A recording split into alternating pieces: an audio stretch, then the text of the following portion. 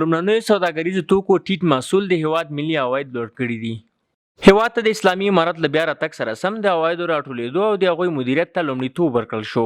سوداګرو ته د اسانتیاو د ټولنې د باثباته ساتلو لپاره په اصلاحي او مدیریتي لارو چارو غور وشو چې له مخې یې لومړني خوراکي توکي لکه وړه، غوړي او بوره چې په هیواد کې تر بل هر څه لګښت او واردات زیات دي په بازارونو کې د بیو د کمښت په موخه پر ټیټ محصول پرېکړه وشوه.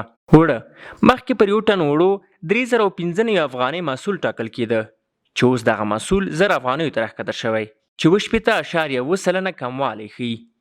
غوړي مخکې پر یو ټن غوړیو 5815 افغانۍ ګمرکي محصول ټاکل کېده چې اوس دغه محصول 2012 افغانۍ ته راښکته شوی چې 15.8% کموالی ښیي.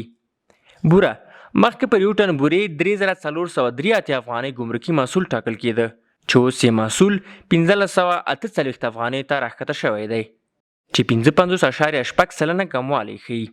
درمل مخکې به چې هیواد ته درمل واردېدل نو 100,000 څخه زیات کوډونه د فساد لپاره جوړ شوي وو او سوداګرو ته د فساد لارې ستونزې رامنځته کولې.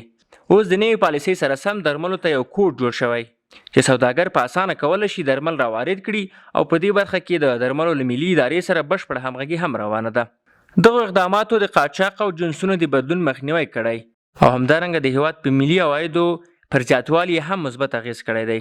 د بیلګې په توګه د سنبلې میاشتې له پیل څخه د دې میاشتې تر 14 نیټې پورې 1.02 میلیارد افغانۍ ګمرکي عواید راټول شوي وو، خو د تلې یا میزان میاشتې له پیل څخه بیا د دې میاشتې تر 14 نیټې پورې راټول شوي عواید 4.8 میلیارد افغانیو ته لوړ شوي چې 3.5 میلیارد افغانۍ زیاتوالی ښیي. د نوي اسلامي نظام او حکومت د اقتصادي او مالي چارو کمیسیون په خپل ټول توان تر را روان ژمي پورې د لومړنیو خوراکي توکو، روغنیاتو، سون توکو او درملو د کیفیت او قانوني راواردېدو ته ژمن دي او په دې برخه کې د هیوادوالو د هوساینې په برخه کې په پوره جدیت کار کوي.